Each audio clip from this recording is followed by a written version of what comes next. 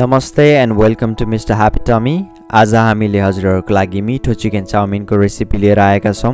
आशा गर्छौँ हाम्रो रेसिपी हजुरहरूलाई मन पर्नेछ। ल आउनुहोस् चिकन चाउमिन बनाउनतिर लागौँ है त। चाहिने सामग्रीहरूमा लाम्चो गरी काटेको थोरै बन्दा, हरियो धनियाँ, ग्रिन बिन,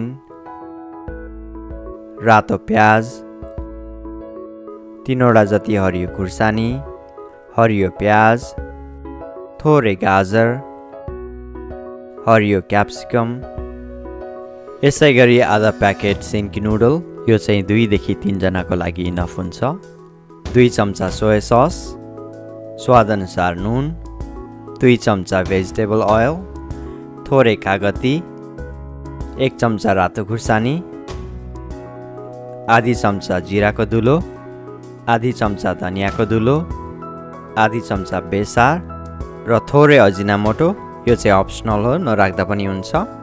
र अन्त्यमा थोरै बोनलेस चिकनलाई यसरी लाम्चो पिसमा काट्नुहोला।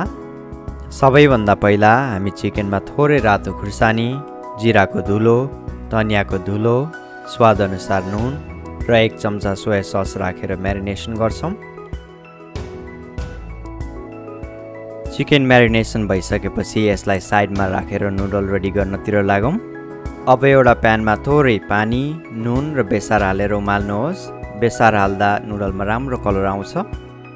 पानी मजाले उम्लिसकेपछि नुडललाई राखेर चलाउँदै 4 मिनेट जति पकाउनुपर्छ। नुडललाई चाहिँ टुक्रिन र ओभरकुक हुन दिनु हुँदैन। 4 मिनेटपछि नुडललाई निकालेर चिसो पानीमा राम्रोसँग पखाल्ने। नुडललाई राम्रोसँग पखालिसकेपछि थोरै तेल हालेर चलाइदिनुपर्छ। यसो गर्दा नुडल एकअर्कासँग टाँसिँदैन र चाउमिन एकदमै राम्रो हुन्छ। नुडल रेडी गरेपछि अघि हामीले म्यारिनेसन गरेर राखेको चिकनलाई थोरै तेलमा फ्राई गर्छौँ। चिकनलाई ब्राउन कलर बनाउनको लागि थोरै सोया ससलाई एड पनि गर्न सक्नुहुन्छ। चिकनलाई राम्रोसँग चलाउँदै 5 मिनेट जति फ्राई गरेपछि यो रेडी हुन्छ।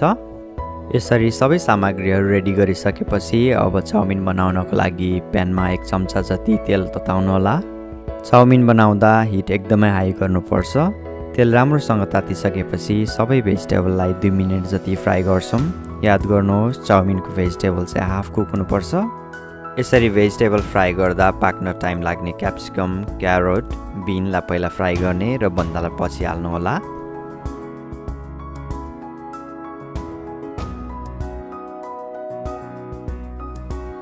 अब फ्राई गरेको चिकनलाई पनि एड गरेर एकैछिन भुट्ने। यसपछि मसला एड गर्ने टाइम पनि भयो। अब थोरै जिराको धुलो, थोरै धनियाको धुलो, थोरै रातो खुर्सानी, स्वादअनुसार नुन राखेर थप 1 मिनेट फ्राई गर्छौँ। मसला राम्रोसँग पाकिसकेपछि नुडललाई पनि राखिदिने। अब हामी नुडललाई फोर्क, नाइफ वा टङको मद्दतले चलाउँदै एकदम मजाले हाई हिटमा फ्राई गर्छौँ। नुडललाई हामी हाई हिटमा चलाउँदै मजाले 4 मिनेट पकाउँछौँ। याद गर्नुहोला चाउमिन बनाउँदा नुडल ओभरकुक भयो र एकअर्कामा टाँसियो भने चाहिँ चाउमिन मिठो हुँदैन।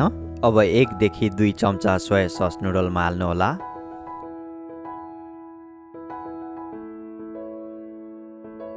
थोरै बेसारलाई पनि एड गरिदिउँ।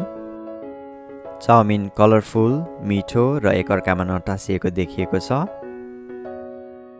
र यदि एभाइलेबल छ भने थोरै अजिनामोटोलाई पनि राखिदिनु भयो भने चाउमिनको स्वाद एकदमै मिठो हुन्छ। नुडल राम्रोसँग पाकिसकेपछि अघि हामीले चप गरेको हरियो प्याज र धनियालाई पनि माथिबाट थपिदिउँ। हेर्नुहोस् त कति छिटो हाम्रो चाउमिन रेडी भइसक्यो। अब सर्भ गरौँ है त। आशा गर्छौँ आजको रेसिपी हजुरहरूलाई मन पर्यो। हजुरहरूले पनि यसै गरी चिकन चाउमिन या भेज चाउमिन घरमा बनाएर केचप या आफ्नो मनपर्ने अचारसँग इन्जोय गर्नुहोला। भिडियोमा सल्लाह, सुझाव र यदि हजुरहरू हाम्रो च्यानलमा नयाँ हुनुहुन्छ भने सब्सक्राइब गर्न पनि नछुटाउनुहोला। भिडियो हेरिदिनु भएकोमा धेरै धेरै धन्यवाद। Will see soon in our next video. Till then नमस्ते।